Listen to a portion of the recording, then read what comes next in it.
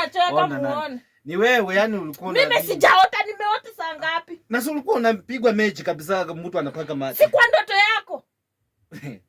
Abuna bunga hii ni ukweli kabisa. Ukweli gani? Yaani ndio nasema ulikuwa unaota mtu akipaka mate. Mimi niache, mimi nalala na usinisumbue tena. Na si ulisema unanyesha, mbona unapakishwa mate? Nani napakisha mate?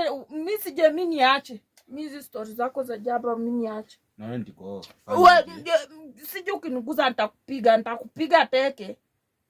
Oh.